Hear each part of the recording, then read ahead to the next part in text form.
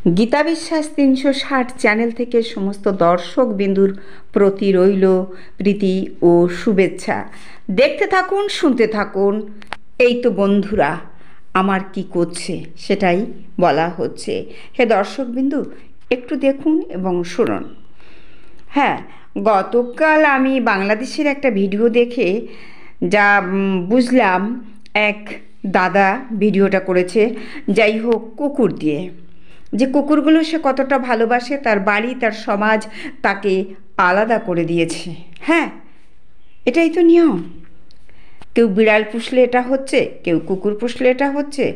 এবার জানি না কেন এমন হচ্ছে মেন্টালিটি। যাই হোক, এবার যে কথায় আসি, এই যে বুলবুলি দুধ খাচ্ছে তার দিদার, আর ও খাচ্ছে ওর মার দুধ। ঘটনাক্রমে ওর বাচ্চা হয়েছিল, বাচ্চা মারা গেছে।